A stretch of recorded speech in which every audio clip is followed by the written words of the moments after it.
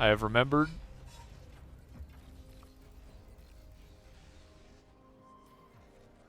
All right. Interesting setup. They're not having anybody contest C on either team, actually. You got your air starts. You got a lot of bot starts, which makes a lot of sense. There's a lot of reclaim on this map. It really doesn't seem like uh you'd want to start everybody vehicles.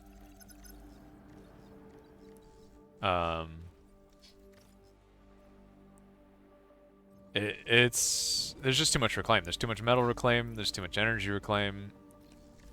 I really like this CJ spawn actually, where he just grabs the mexes, overflows energy to the team, and then just walks for the 1,000 metal and secures the 2 mexes in mid.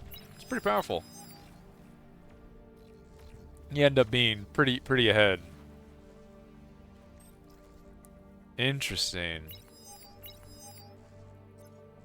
We got a hover start from Zakrus. I'm assuming to grab the C metal probably, grab the mexes. You know, like they've seen. I think that there's, yeah, maybe they haven't actually seen that there's nobody in either C. It actually looks like they're using the Seekers to do that. I wasn't sure if AT made a fighter or not, but we noticed that he went bots, but he opened bots instead of starting air, because you can get the geo up like incredibly quickly with bots, with just res bots and you know, eating trees. Like you can just immediately make the geo, which will make any air transition much easier. Ooh, a late sea walk from Happiness, which actually, if there's somebody in this sea, this just fails. But with nobody in the sea, this actually ends up being uncontested. He'll just have full access to the sea, and the sea can absolutely shut down this entire line. It's going to be almost impossible for Flash to push with any sort of sea units here. Ooh, the hovers through middle from Zakrus actually is quite good.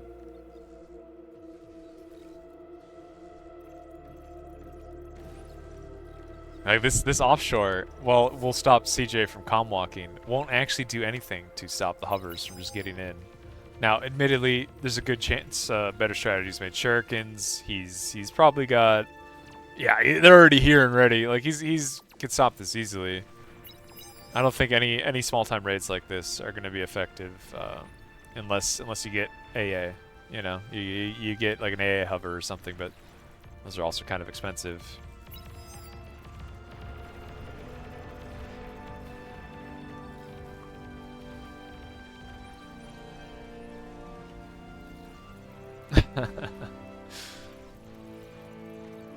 Flash is actually just walking. Like Fiddler's Calm is entirely out of position. If Happiness can get a boat over here, they could actually collapse on Flash pretty hard. They just need to stall. If they can hold Flash here, this boat totally shuts this down. Like his commander here is enough of a threat that it's gonna be hard for Flash to push into this. And the boat is gonna be just the total end of any aggression here, I'd say, unless the boat doesn't get microed at all and dies to rockets. No, come on, not like this. All right, that was probably the only way. That was probably the only way that Flash didn't just die right there, was just that boat dying to rockets. Oh, I like this. I really like this from Better Strategy. Dankus is being really aggressive on the other side. I think he just trades the Flash here, 100%. Just walk at Flash and trade with him. I'm trying to keep vision on the other side as well, but ooh, Flash is walking in an interesting way. I actually think he probably could get away with not trading here if Better Strategy just kites. Yeah. Well microed, absolutely well microed. Just get the flanking damage for both comms. He'll die very quickly, even if, you know, he was self-D'ing. So Zakrus is going to contest the sea with hovers, which it works, right? but hovers tend to be far worse than ships, metal for metal. It might actually end up he just doesn't contest C and just contests mid, because you can sit offshore with like the rocket hovers and just be very annoying, very difficult to deal with. Dankus is actually the hard push with the thugs into arm bots of all things, and he was actually crushing. Where normally you see this matchup, right? Janice just totally shut it down, but he's actually pushing quite well. Yeah, we got the A hover now. I'd like to see like a mangonel, a rocket hover or two, just to kill defense. Well, I'm curious if did one of them tech off of the reclaim? It doesn't look like it, actually. Looks like they put a lot of that metal maybe into the sea. Ooh, here come the hovers. Yeah, they may need to invest. They may need to invest some metal here into securing this middle, because leaving this open for hovers is well, it's just not gonna work. Oh, the thugs on this hill is kind of funny with the range extension of the plasma. Is that all walkable? That is all walkable, basically. Wow, that's quite strong. Yeah, these hovers are going to just have free reign here. This is kind of smart for him to fly his comeback here, but he needs to be kind of careful. There wasn't a hover, but it actually, oh no, it's still right there. He needs to be kind of careful. Dankus giving these thugs, well, it does stop the hover push. Also, I think kind of completely takes the wind out of his sails.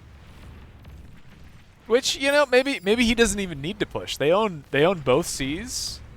As long as they don't lose mid, there's an angle where they could just quick tech here, and like Zakrus has already done it. I'm actually surprised that these guys have not, because I feel like with their metal advantage, they should be able to get up a tier 2 lab pretty quickly.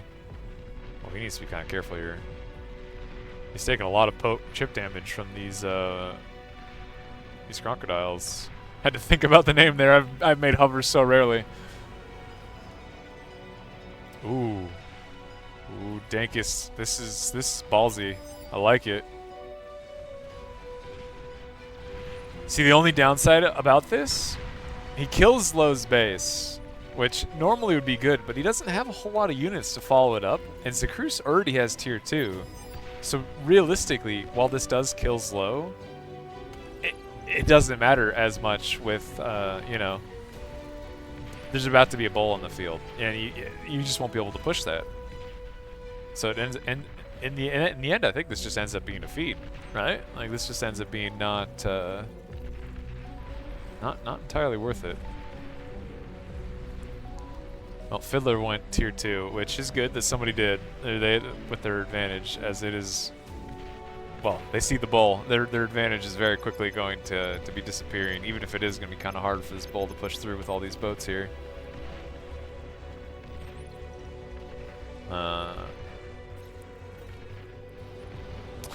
Being kind of cheeky with these hills.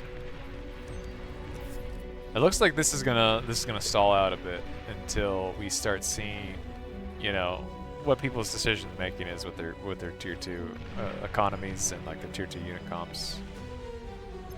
It's gonna be stalling out a bit, but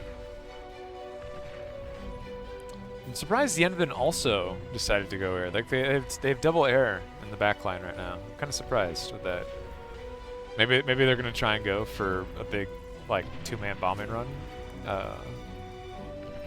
It'll be interesting to see what they do with that.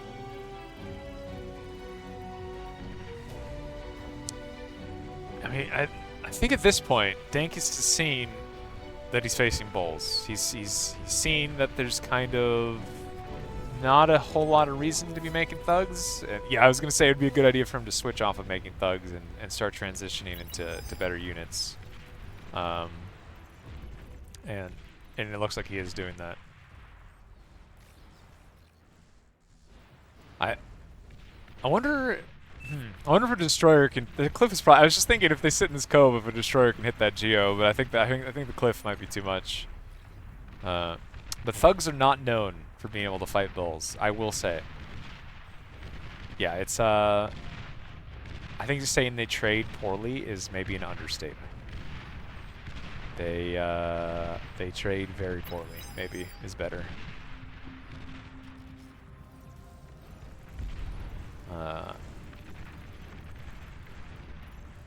I'm surprised. I'm surprised they're double.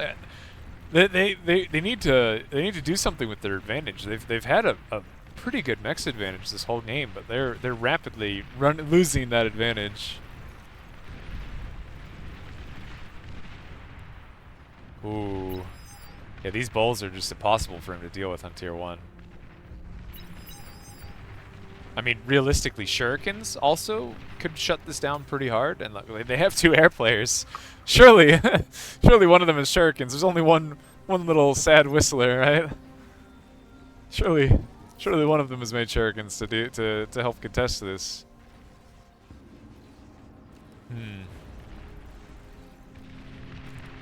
So the mechs. Oh wow, that metal income difference is pretty. That is telling a story. They got their tier 2 mechs up very quick. Almost their entire team, actually. Wait, no, basically their entire team has tier 2 mechs, whereas only Fiddler has tier 2 mechs. Happiness is getting them going now, but it is. And so is Dankus. So they're getting their mechs up now, but they've got a pretty big. Oh wow, 20,000 metal hill to climb. A 20,000 metal hill to climb at 12 minutes is pretty substantial economy difference. The boats still pretty locked this down. Oh, did AT do it again? This time he didn't even do jammer shenanigans. This time he's actually just making platypus with a console and just contesting it that way. Because if there's really not that many boats, platypus trade pretty well, I would say. Like they're kind of weak-ish, especially with like them being laser. Like that you need to be really close to get your full DPS, but they're good swarm units, especially with into low amounts of units, and they have AA, so they can't be shuriken. Like they're really good at raids like this, or overwhelming small amounts of navy. Well, or lower counts of navy, I guess we should say. But this is pulling Yenvin entirely back. That AD is able to now get his C lab going. And well, it's going to be quite strong. Well, they have 2 people on air, and I think if you have 2 people on air, you need to do something with it. And they just don't seem to have done anything with it.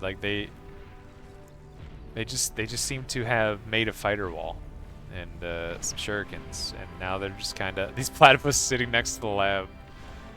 Wow, that is a lot of metal. Just it is metal just being thrown away. This platypus AA is actually pretty decent for dealing with shurikens. Yeah, this surround damage is just going to be kind of too big. All of the Navy is going to die here, and they'll be able to just drive into the back line.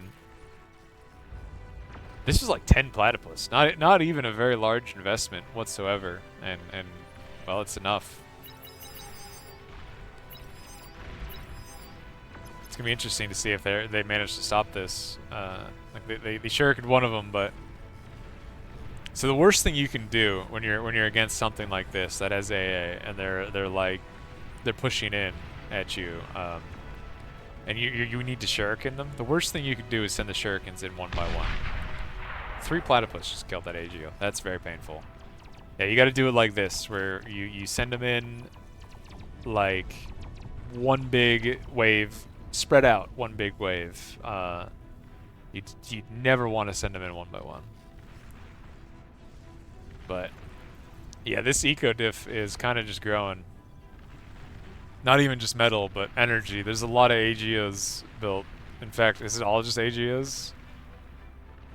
Every single person has an AGO. Yep. The eco diff has just skyrocketed. whereas we have 2 AGOs. We had 3, but they died to Platypus, which is incredibly painful. I'd like to see a couple AA towers here sniping the AT's fighter wall, maybe. Oh man, that is so many shurikens. Yeah, these bulls are just gonna drive through this. I don't see anything stopping this. All the shurikens die, but so do all the fighters to the flak tank behind it, right? And his jammer died, so now Dank is in total vision. Well, I say total. He's still got a little radar wobble, and is going to fall.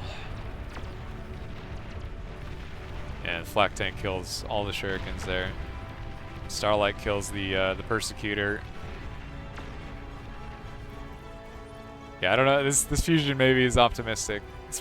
Why would you make a fusion when there's an AGO right there? I mean, I guess maybe he's worried about like C killing it, but I don't know. He's unfortunately, I would say Dankus is very dead here. I don't see any way for them to stop 3 bulls and a flak tank.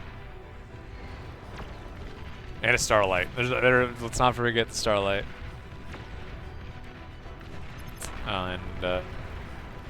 Yeah. He's got a missile boat out. Actually, Happiness teching up to tier 2 ships, getting the missile boat out, is going to be pretty good. Like, he's going to kill... If Flash doesn't have some fancy reclaiming here, he could just totally die. But I would not be surprised if... He retargeted. That's incredibly unfortunate.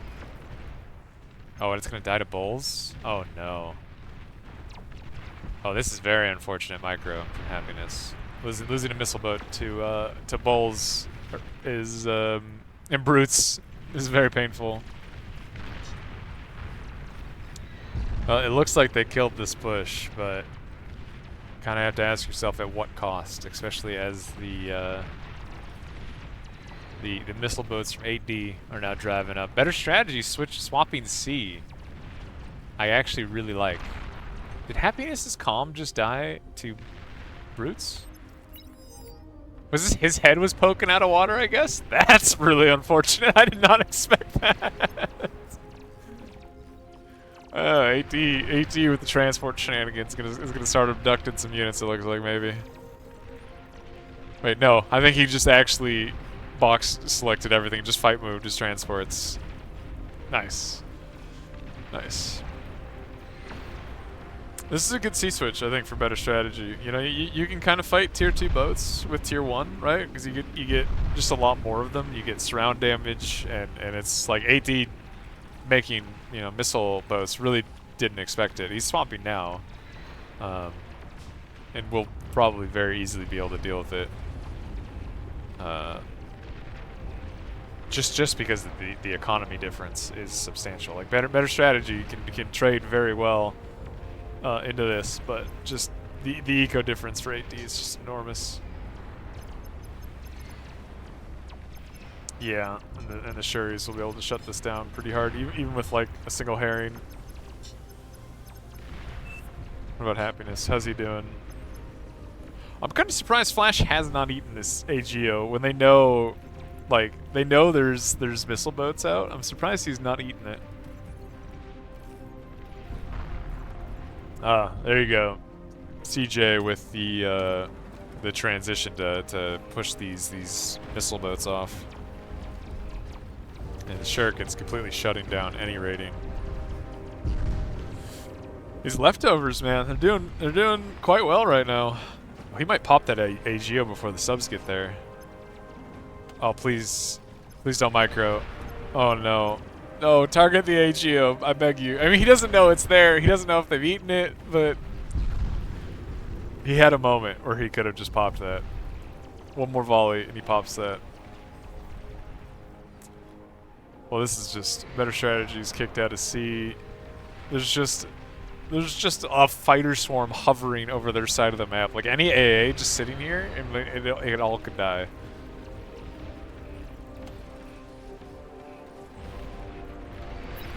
Interesting. A battleship. This man just spent.